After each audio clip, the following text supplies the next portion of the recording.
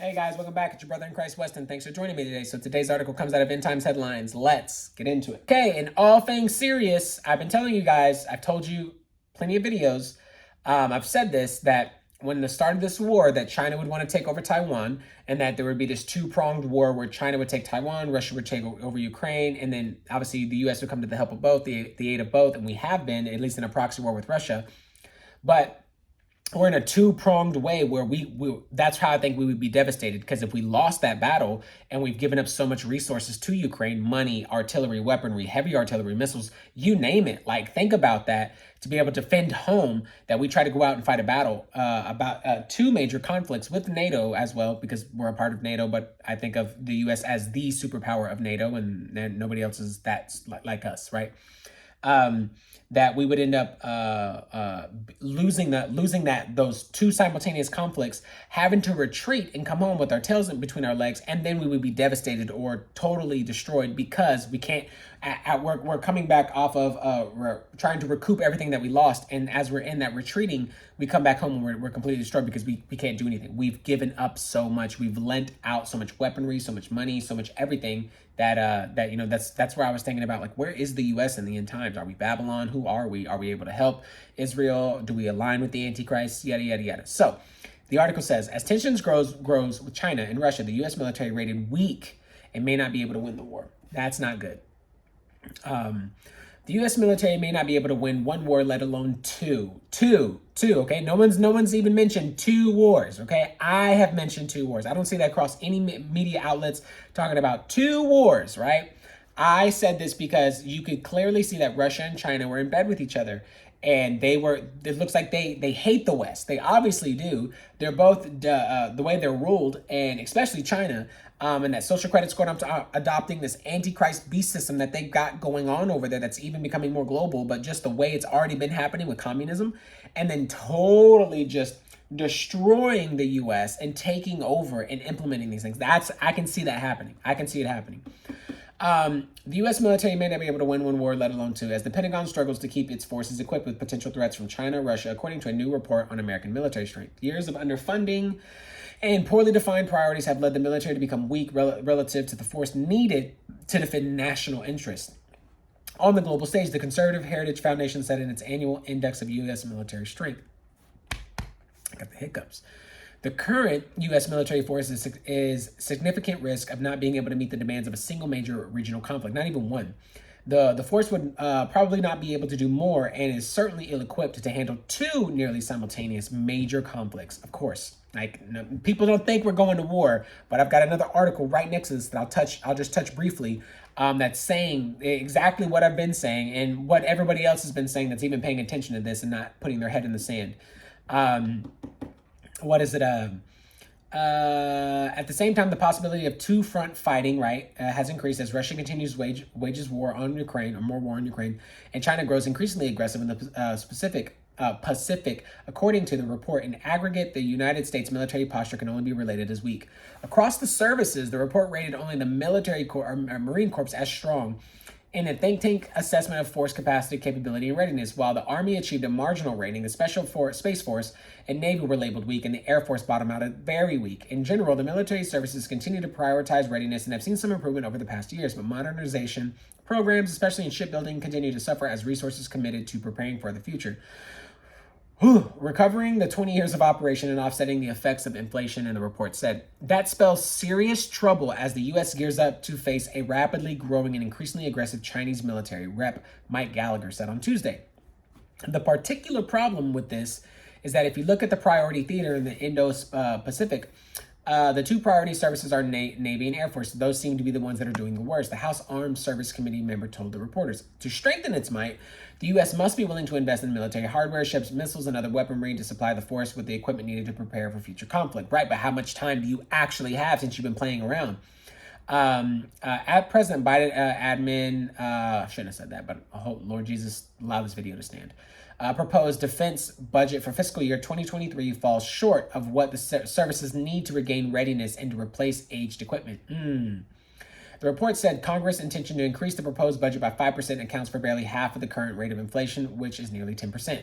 The armed forces also have capacity problem, not having enough personnel, weapons, and other equipment to fight the war. The reports, man, this is, hold on. The reports rate the Navy worse, the Navy worse than its sister services, dropping its capacity rating 2 notches from marginal to very weak on the lowest scale. Part of the issue of the current admin's diplomacy first mindset of substituting soft power for hard power, which Gallagher said called naive at best. The armed forces have a capacity problem, not having enough personnel, right? Because remember this, right? And this is I just read an article that the 3-letter acronym is now they're adding this to child's regularly scheduled these guys, right? And that's you're nuts. My child will never be receiving that at all. But people got kicked out all over the place. People lost their jobs. Okay. And then it says weapons and other equipment. You've given out so much equipment. You've given out military aid, and I understand about helping other nations. But what happens is when people see that and you are expending yourselves to a point where there's no investment coming back in, then you have inflation, then you have a dollar collapsing, then you have possible talks of a nuclear war that's going to happen. And then China catches wind of it. And they're like, oh, yeah, we've been preparing because nobody likes us anyways for this and for the U.S. to just slip up and give, you give an inch, they're going to take a mile. They're going to take all of it, right? And then Russia decides to pull the trigger and come towards Ukraine. It's baiting them. It's like the U.S. wanted this to happen, by the way. It's like the U.S. was wanting this to happen and Russia responds. But then Russia is either it's this big galaxy brain in my head that's like, this is what it is. And this is the big CT theory, right? And I say C theory or CT as in conspira. Yeah, is that the U.S. is baiting everybody to do this because this is what they want to happen, right? So everybody can force in an antichrist. This is my Bible prophecy C theory, right? And that either Russia is in on it as well, and they're doing this thing, or Russia's not in on it, and they are responding, right? But they're also baiting, or they're baiting the U.S. as well, and the U.S. doesn't know it. And so it's like somebody's doing something, somebody's pulling strings somewhere, and it seems like that because it's too spot on for all of this stuff to be happening in 2 years span, and it's one day after another. I cannot turn the next day. This could be 50 other articles that are coming out like, hey, we're at war. Like what happened? And so, and then you see China, like people catch wind of something. Weakness is what it is. And you're like, hey, I'm going to take over. This is exactly military games. This is like any other video game you've ever played. You've played a multiplayer game, you play war games, you play chess games, you play something. There's a sense of weakness, a sense of fear, right? And then you take over, and sometimes you can even make calls that people wouldn't think you'd ever do. And it probably wouldn't be to your benefit that you did it, but if somebody doesn't respond, then it's like to your immense benefit because you're going to reap so many rewards from it. So it's a big risk to do something versus where they would take a soft risk or a landing risk because they smell weakness. And so if you respond, I might be in really big trouble. But if you don't respond to me doing this really big risk, it's going to be really, really bad because you have no idea what I'm about to do. And that's exactly what's happening. This is nuts to hear all this article and then talk about us home. We are, like, I've mentioned this so many times. Where is America in Bible prophecy? Are we Babylon? Are we helping Israel? Are we even able to fight and even to support anybody? Are we destroyed? Are we a part of the whole system as it is? And we give up power? Like, we're too free. You've heard me say this so many times. America is too free. You are too free. And that is an issue for a one world religion, a one world currency, a one world ruler, a one world government. You are too free. The land of the free. Well, you're about to be the land of ash and rubble. What did Jesus say about the second temple? He said, "Not one stone will be left upon another." And so, and that day when what is it, Rome or in Rome and Nero, when they were turning over certain general, it was either Nero or somebody, forgot who it was turning over every stone because the second temple, part of it was made of plated gold. It was like they had gold on it, and so they would turn over every stone. Not one stone will be left upon another, meaning it was completely destroyed, and it was scattered perfectly out. Like there's not going to be nothing stacked. It's gone. So that's what I think of. So let me just add more fire to the flame to the fire kind of thing, right? Add more fire to the flame. However you say that. It says the U.S. Army's, this is another one, the U.S. Army's 101st Airborne is practicing for war with Russia only miles from Ukraine's border. I'll read a small excerpt here. The U.S. Army's 101st Airborne Division has been deployed to Europe for the first time in 80 years. There's something with 80. Things that happen in sequences of 80. You've seen this. I've seen this. There are patterns of 80. Amid soaring tensions between Russia and American-led NATO military alliance, the light infantry, nicknamed the Screaming Eagles, is trained to deploy on any battlefield in the world within hours, ready to fight. That's another one. Their goal is to cut off all Ukrainian access to the sea, leaving the country and military forces landlocked. That threat so close to NATO territory. Romania, why is one of America's most elite air assault divisions? Here's what I found. No, be quiet, Siri. Most elite air assault divisions have been sent, and that's why they've been sent in. So that's just something. I'm not going to read all that. There is another one. Russian Federation has 2 million mobilized at hand with a potential total of 29 million. Lieutenant General Serhiy Naiv, commander of the Joint Forces of the Ukrainian Armed Forces, reports that the number of mobilized the Russians have at hand is about 2 million with a potential total. This is crazy. Total of 29 million.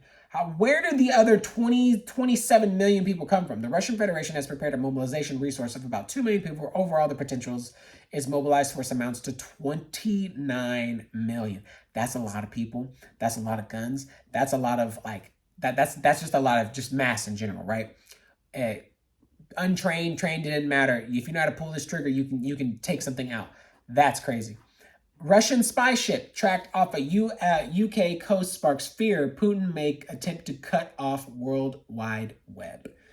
A Russian research ship thought to potentially be a spy ship is being tracked off the coast of the UK amid fears of an attack on infrastructure vital to the World Wide Web. Why? Because once it happens, you cut that off, nobody knows what's going on except the person committing the attack. And the person that committing the attack is going to know what everything is going on. China's going to take over Taiwan. Or if that's even possible via what they're gonna do here, unless they got their own internet or something like that. Russia's gonna take over Ukraine. Nukes are gonna fly. This is where this is all articles today. Yesterday. It was late yesterday. So yeah, that's like 4 articles. I'm not gonna read them all. The one I really wanted to read was that, but all these are stacked upon each other.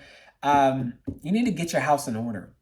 You need to prepare. You need to get food. You need to get something for your family, something for yourself. You need to make groups with people. You need to be able to have contacts with you. Where are you headed? Where are you going? How can I reach you? Like somebody to check in on you, because I mentioned this before. I said I have no idea what would happen. It doesn't matter how much food I have, but there could be a missile that comes right down and destroys all of it. Right? I'm not placing my hope and my salvation in how much food I have. I'm placing that the Lord has given me wisdom to be able to put something back for my family during this time that we're coming into, whatever this is. And all lights look green for somebody to pull the trigger. That's it. And nuclear war happens. And I'm leaving the rest up to the Lord. Obviously, I'm listening to him. He's providing time. He's providing wisdom. He's providing insight. He's providing signs. When you hear me, don't think I am fear-mongering you. I am trying to not have you trust on the Lord. I'm saying this is a sign from the Lord that's like, hey, you need to prepare. I will provide for you, but you're going to prepare as well. Like, this is what you need to do. The Bible says clearly, those who don't work, don't eat. Okay? So the Lord is going to provide, but he's also telling you, hey, you need to go work. You need to go buy something, store it up for your family, for yourself. This is not... You're not like, oh, I don't want to have to be a prepper or anything like that. Nobody's asking you to be a prepper. What we're asking you to do is to prepare for a world war. That's what I'm telling you to do, because I don't think anybody's prepared as much as people. But we live in this U.S. bubble that makes us feel super comfortable, like we can't do anything. After reading that article, we are rated weak. And if people smell that in the water, that's blood in the water kind of thing. Oh, we're moving. This is it. We're going to finally be able to establish our societal living, our constructs, our ideologies, and we're going to overtake the West. Man, and I wouldn't be surprised if it happens. All right, guys, that's the video. Let me know what y'all think. I'll see you in the next one.